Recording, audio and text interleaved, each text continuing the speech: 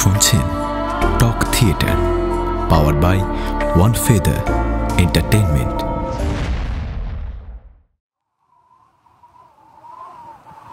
বহুদিন আগের এক বটগাছ, ভেতর তার ফাঁপা, চেহারা তার ভৌতিক। ধরুন, এই বটগাছকে ঘিরে নানা রকম গল্প করে উঠছে, কিন্তু সেটা আপনি মানতে চাইছেন না। তবে এক গভীর রাতে সেই বটগাছের সামনে দিয়ে ফিরতে গিয়ে আপনি যদি শুনতে পান কোনো খটখট শব্দ, বা ধরুন দেখতে পান সেই বটগাছ থেকে ঝুলছে একটা মৃত মানুষ, তবে আপনার বিশ্বাসের ভিত্তি কি নড়ে যাবে? নমস্কার, আপনাদের সকলকে স্বাগত জানাই টক থিয়েটারের অফিসিয়াল ইউটিউব চ্যানেলে, powered by one feather entertainment. আজ আপনারা শুনবেন হেমেন্দ্র কুমার রায়ের ভীমে ডাকাতের বট। গল্প পাঠে এবং গল্পের বিভিন্ন চরিত্রে আমি আলাপন মুখোপাধ্যায়। শুরু হচ্ছে আজকের গল্প ভীমে ডাকাতের বট।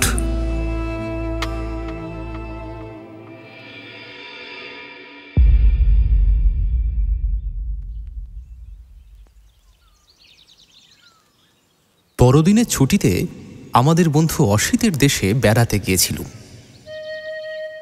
বিকেলবেলায় শশা, নারকেল, মুড়ি, ফুলুরির থালা এবং চায়ের পেয়ালা টেবিলে সাজিয়ে নিয়ে আমরা সবাই মিলে বসে গল্প করছিলাম।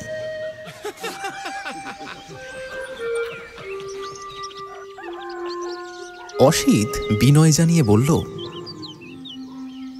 আরে বুঝলেন না, পাড়াগাঁয়ে লাইট রিফ্রেশমেন্ট, হয়তো পেট ভরলেও মন ভরবে না, কিন্তু কি করব ভাই, এইখানে পেলিটি বা ভীমনাগের কোনো আত্মীয়ই যে বাস করে না।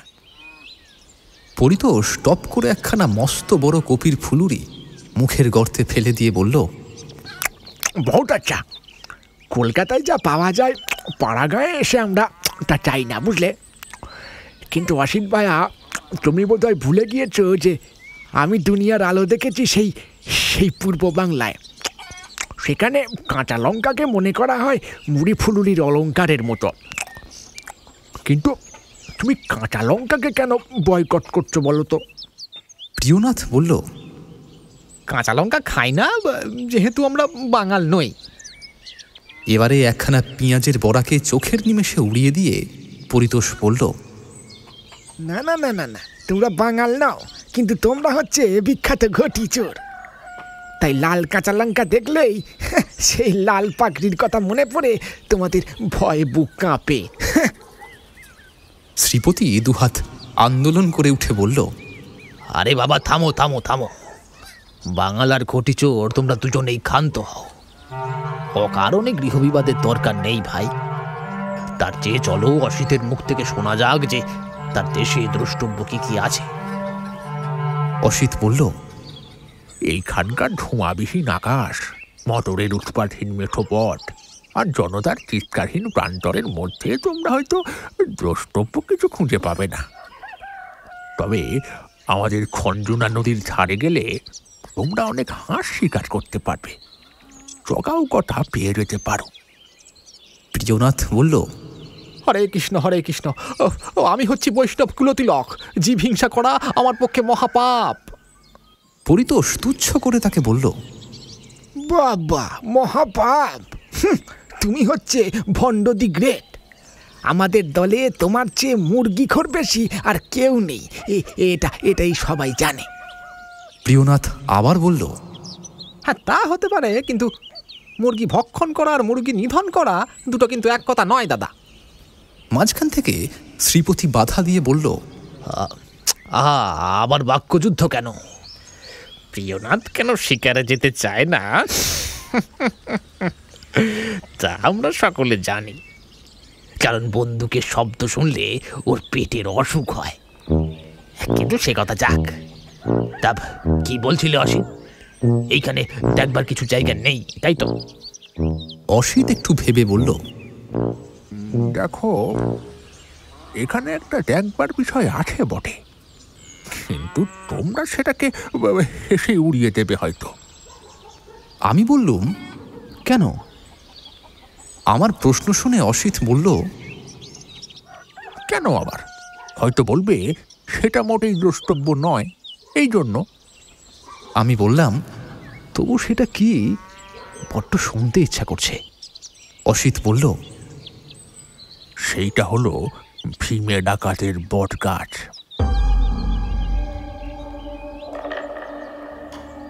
বট গাছ তো পথে ঘাটে ছড়াছড়ি যায়, কিন্তু এই বট গাছের নামটা বেশ ইন্টারেস্টিং মনে হচ্ছে। অসিত বলল, হ্যাঁ, আর এই কাহিনীও কেবল ইন্টারেস্টিংই নয়, বরং থ্রিলিংও বটে। পরিতোষ উদ্গ্রীব হয়ে বলল, তা ভাই, বলছি আরো 2 ডজন ফুলুরি অর্ডার দিয়ে কাহিনীটা তুমি আমাদের বলতে পারো। বেশ বেশ, তথাস্তু তথাস্তু। তারপর অসিত গল্পটা বলতে শুরু করল।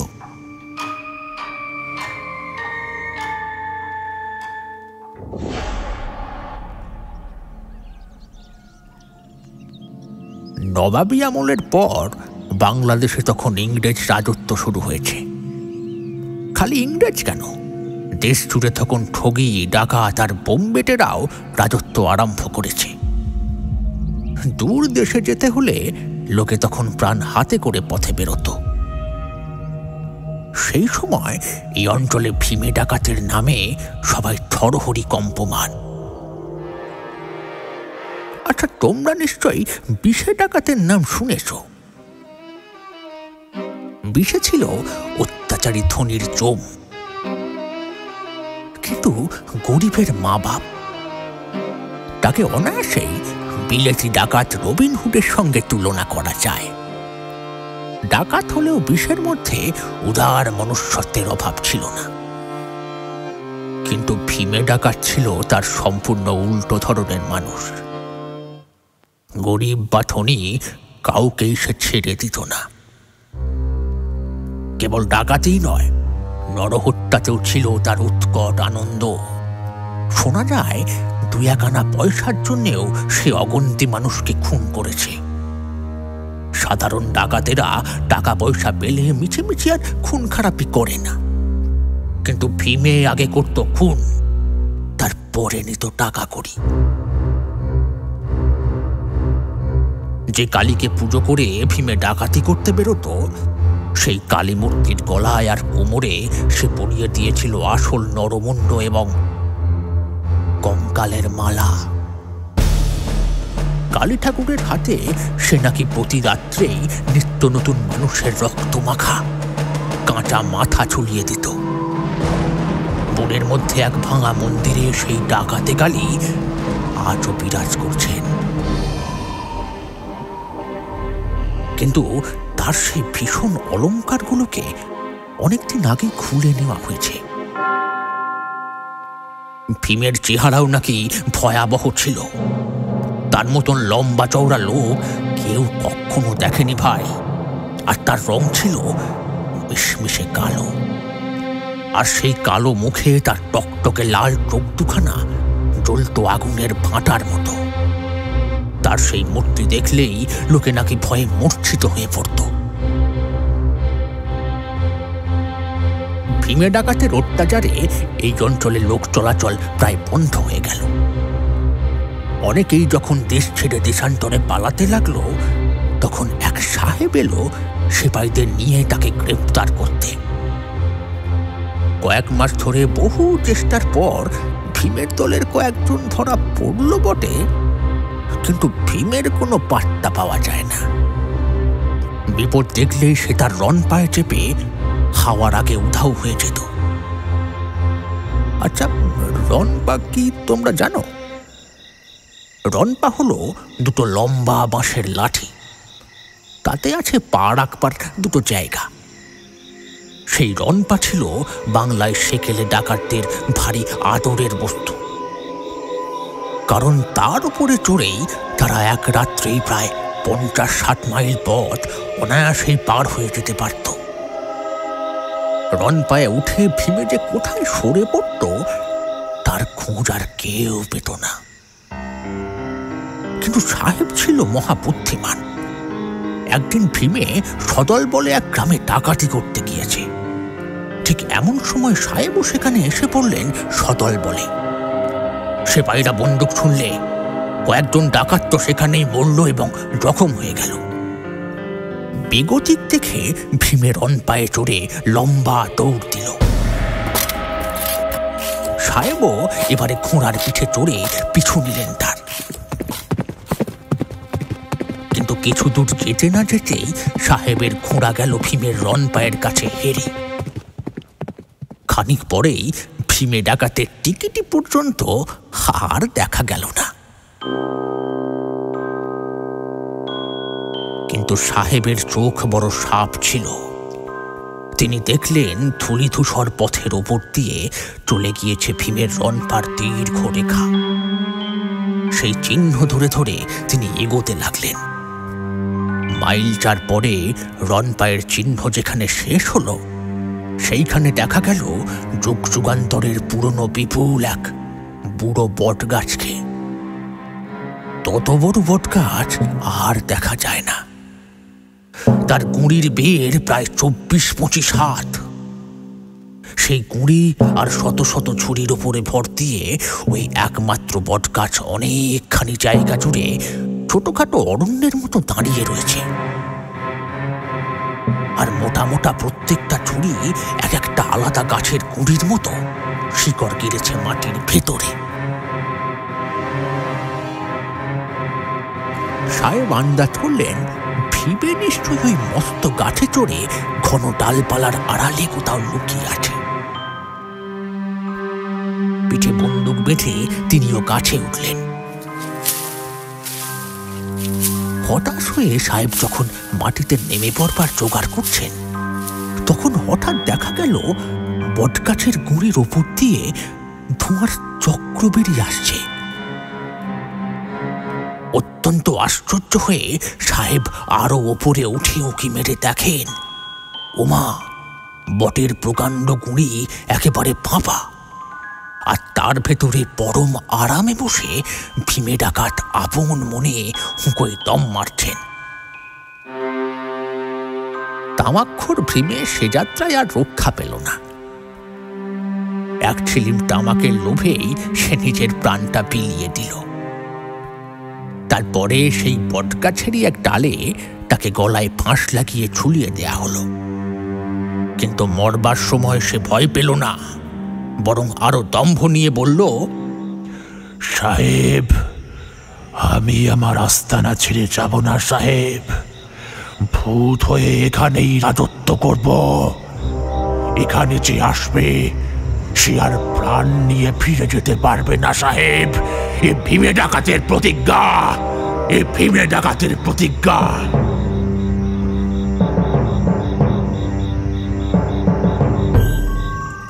তারপর থেকে সেই ফাঁপা বটগাছই আজ ভীমে ডাকাতের বট নামে বিখ্যাত। শত শত ঝুড়ির শিকড় দিয়ে রস টেনে সে কেবল পিঁচেই নেই, আকারে আগের থেকেও আরো অনেক বড় হয়ে উঠেছে। এই অঞ্চলে প্রত্যেকের কাছেই সে একটা দ্রষ্টব্য জিনিস হয়ে পড়েছে। কিন্তু রাতের বেলায় কেউ তার ত্রিসীমানায় যায় না। আমার ছোটবেলায় ঠাকুরদার কাছে শুনেছি, ভীমে ডাকাতের এই কথা পরীক্ষা করবার জন্য সেকালে কোনো কোনো অতি বড় ডানপিটে রাত্রে ওই বটগাছের কাছে গিয়েছিল। কিন্তু তারা কেউ আর ফিরে আসেনি। কোনো রকম চিহ্ন না রেখেই তারা একেবারে বিলুপ্ত হয়ে গিয়েছিল। আজ আর ভীমে ডাকাতের কথা পরীক্ষা করবার কেউ সাহস করে না। সেই বটগাছের চারিদিকে জমি আজ জলাভূমিতে পরিণত হয়েছে। জলাভূমির কাছে জ্যান্ত মানুষের বসবাস নেই, আছে কেবল মরাদের রাজ্য, অর্থাৎ গোরস্থান।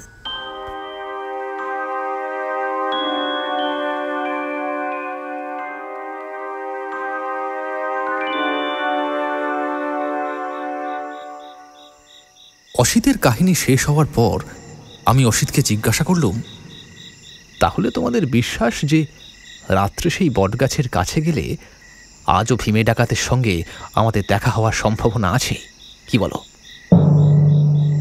অসিত বলল, হ্যাঁ, লোকে তো তাই বলে। আমি অসিতকে জিজ্ঞাসা করলাম, তা তোমাদের ওই বটগাছটা এইখান থেকে কত দূরে? অসিত বলল, তা এখান থেকে ওই হ্যাঁ 4 মাইল। পরিতোষ বিপুল উৎসাহে বলে উঠল, হ্যাঁ, আজ দ্বাদশীর চাঁদ উঠবে আকাশে, বুঝলে ভাইয়া, আর তারই আলোতে আমরা সেই ভীমে ডাকাতের সঙ্গে দেখা করব। অসিত বলল, কিন্তু শ্রীপতি তাকে বাধা দিয়ে বলল, তোমার কিন্তু নিকুচি করেছে। আমরা আজ হাতে নাতে প্রমাণ করতে চাই যে সেকালের গ্যাঁজাখড়ি উপকথা কোনো কালেই সত্য নয়। প্রিয়নাথ একটু আমতা আমতা করে বলল, আরে ওই বটগাছকে আমি থোড়েই কেয়ার করি, কিন্তু ওই যে গোরস্থানের কথা বললে না, ওইটাই আমার কেমন যেন ভালো লাগছে না। কিন্তু তার প্রতিবাদ আমরা কেউই আমলেও আনলুম না। শীতকালের কুয়াশায় আচ্ছন্ন চাঁদের আলো দেখলেই শনিগ্রস্ত বলে মনে হয়। একেবারে নির্জন পথ, ঝিঝির ডাকে শব্দময় এবং বুনো পুষ্পপত্রে গন্ধময়।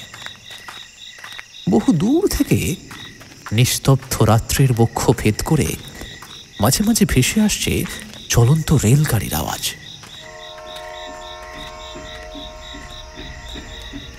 এই আওয়াজ আগেও অনেকবার শুনেছি, কিন্তু আজকে শুনে মনে হলো ওই রেলগাড়িতে চড়ে ইহলোকের যাত্রীরা চলেছে পরলোকের দিকে।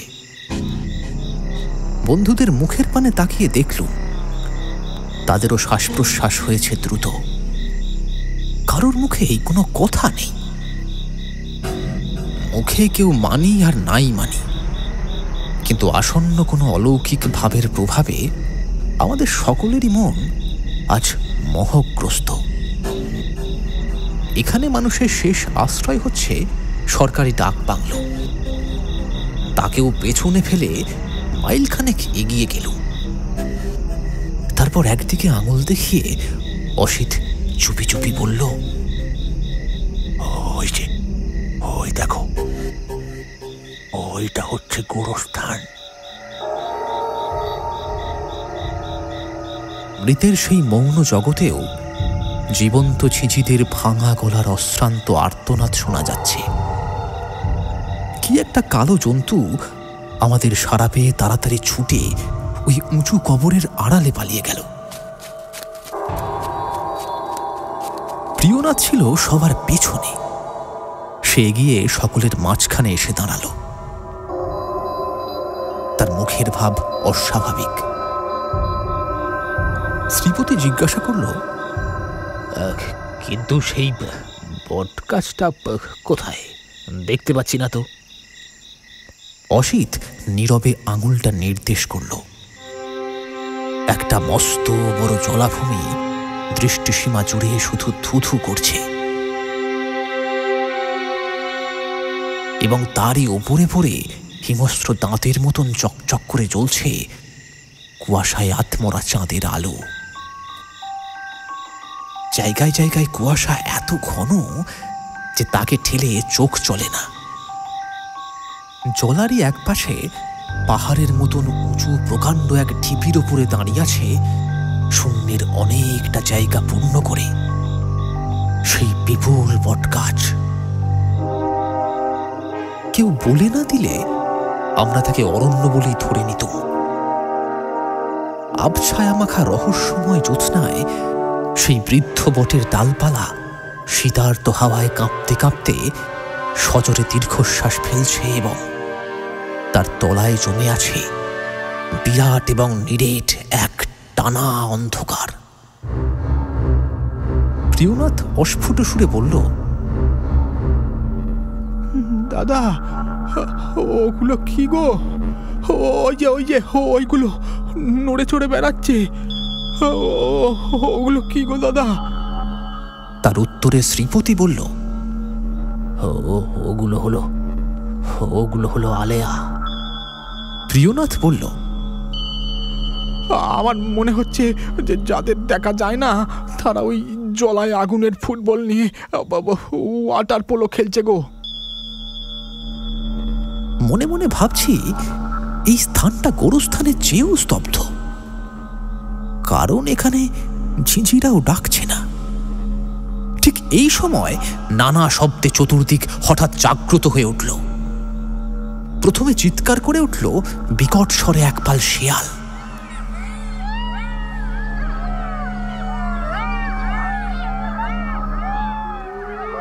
আরে বাপরে, ওগুলো কিসের শব্দ হচ্ছে? তারপরে কোথা থেকে চেঁচাতে লাগলো 3-4টে পেঁচা।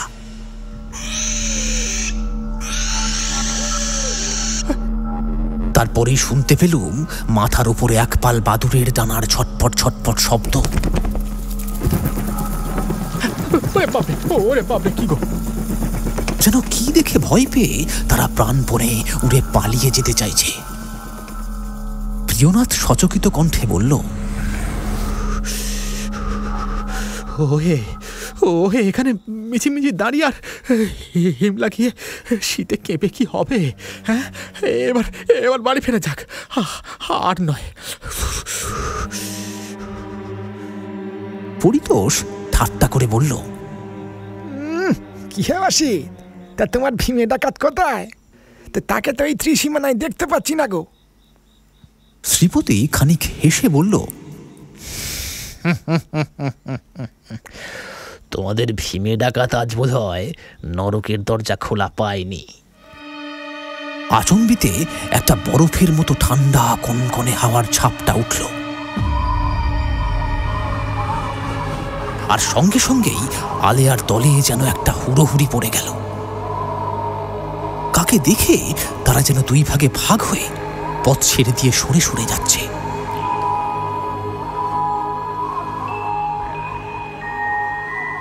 এই দৃশ্য দেখে প্রিয়নাথ কাঁদো কাঁদো গলায় হাঁপাতে হাঁপাতে বলল, ওই কুয়াশার একটা মেঘ আমাদের দিকে এগিয়ে আসছে। ওর পেছনে কি আছে কে জানে? পরিতোষ চিৎকার করে বলল, কোথায় হে ভীমে ডাকাত? তা দয়া করে এবার দেখা দাও তো কি আমাদের, তা আমরা তো সবাই অপেক্ষা করছি নাকি।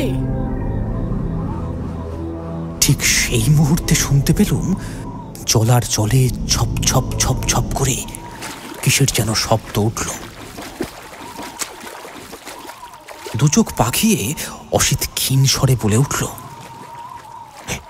চুপ চুপ চুপ চুপ, মনে হচ্ছে কেউ যেন রন পায়ে চড়ে জল বেরিয়ে আমাদের দিকেই আসছে। তোমরা সবাই চুপ করো। আড়ষ্টভাবে অবরুদ্ধ কণ্ঠে শ্রীপতি বলল, কোথায় রনপা? কোথায় কে? কাউকে তো দেখতে পাচ্ছি না। আরে ওই যে দেখতে পাচ্ছ না? আমি দুর্বল স্বরে বললুম, কেবল একখানা শব্দ শোনা যাচ্ছে, আর ওই যে একখানা ঘন কুয়াশার মেঘ হু করে এদিকে এগিয়ে আসছে। দেখেছিস ভাই? দেখ। প্রিয়নাথ হঠাৎ বিকট এবং বিশ্রী চিৎকার করে পাগলের মতো দৌড় মারল। ওরে বাপ রে, পালা রে! ওরে বাপ রে, পালা রে, পালা! সে এমন ভাবে চেঁচিয়ে না পালালে আমরা কি করতুম ঠিক জানি না, কিন্তু ভয় হচ্ছে এমন সংক্রামক যে দিকবিদিক জ্ঞান হারিয়ে আমরাও ছুটতে লাগলুম প্রিয়নাথের সঙ্গে সঙ্গে। গোরস্থান ছাড়িয়ে মিনিট 5 ছোটবার পর আমরা আবার দাঁড়িয়ে পড়লুম। পরিতোষ হাঁপাতে হাঁপাতে বলল, ঘটি, তা তুমি হঠাৎ করে এরকম পালিয়ে গিয়ে আমাদের ভয় দেখালে কেন গো? তারপর প্রিয়নাথও হাঁপাতে হাঁপাতে বলল, বাঙাল, তোমাকে তো আমার পিছু নিতে বলিনি। হ্যাঁ, তা তুমি পালালে কেন? পরিতোষ কি একটা জবাব দিতে যাচ্ছিল, কিন্তু হঠাৎ সে শিউরে উঠে আবার দৌড় মারবার উপক্রম করল। আমরাও আড়ষ্ট হয়ে শুনতে পেলুম আমাদের পেছনে পাথরের ওপারে জেগে উঠেছে ছুটন্ত ঘোড়ার খুরের খটমট শব্দ। সেই শুনে শ্রীপতি সভয়ে বলল, আচ্ছা, রনপার শব্দ কি ওই ওই ঘোড়ার পায়ের শব্দের মতোই? হ্যাঁ। কিন্তু কেউ তার উত্তর দিল না, কারণ তখন আমরা সকলেই ঘোড় দৌড়ের ঘোড়ার চেয়েও দ্রুত বেগে ছুটতে শুরু করেছি।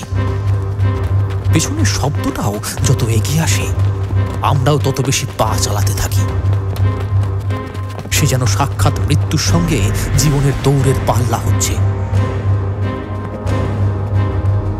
এবারে একেবারে এসে পড়ল ডাক বাংলোর সীমানার মধ্যে।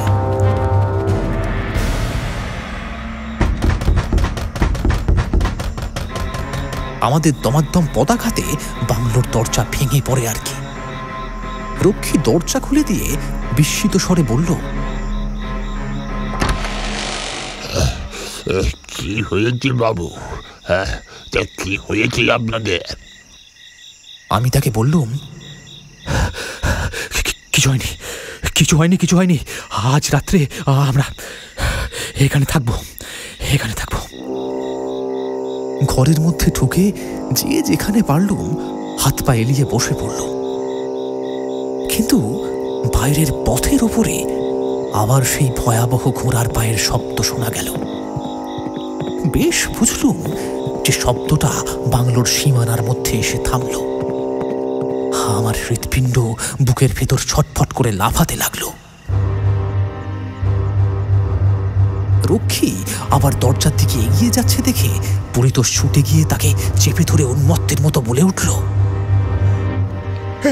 এই রক্ষী, খবরদার ভাই, খবরদার, দরজাটা তুমি খুলো না ভাই, দরজাটা খুলো না, খুলো না। রক্ষী বড় আশ্চর্য হয়ে বলল, দরজাটা খুলব না কেন বাবু? আজ যেখানে পুলিশ সাহেবের আসবার কথা আছে। ঘোড়া থেকে নেমে পুলিশ সাহেবই বাংলোর ভেতরে প্রবেশ করলেন। আর আমরা বোকা এবং বোবার মতো পরস্পরের মুখ চাওয়াচাই করতে লাগল। খানিক পরে পরিতোষ বলল, এই কাপুরুষ প্রিয়নাথটাই হচ্ছে যত নষ্টের গোড়া, এই আমি বলে দিলাম। প্রিয়নাথ বলল, হ্যাঁ, হয়েছে, হয়েছে, খুব হয়েছে। তা জড়াই যাওয়ার রাস্তা তো খোলাই আছে। তুমি আবার সেখানে যেতে চাইলে আমি তোমাকে বারণ করব না। এরপরে অসিত বলল, হতে পারে যে পথ দিয়ে ঘোড়ায় করে পুলিশ সাহেবই আসছিলেন, কিন্তু জলার জলে যে ছপ ছপ শব্দ হচ্ছিল, সেটা কিসের শব্দ ভাই?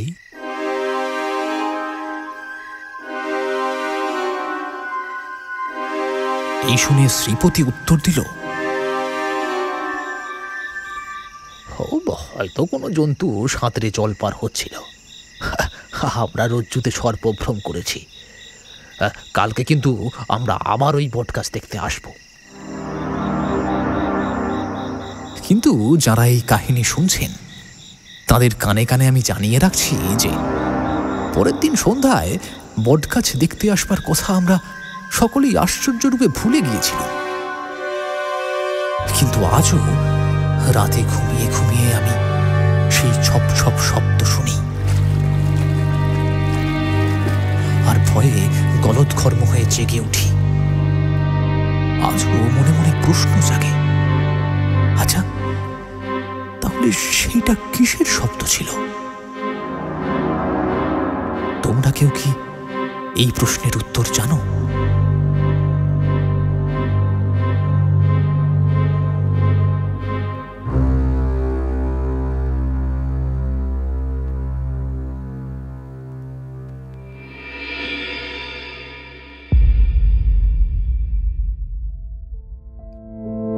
আমাদের গল্প ফুরলো, নোটে গাছটি মুড়লো। তাহলে আজ আসি, আবার আসবো পরের বুধবার ঠিক রাত 9:30টায় নতুন একটি গল্প নিয়ে টক থিয়েটারের অফিসিয়াল ইউটিউব চ্যানেলে, powered by one feather entertainment.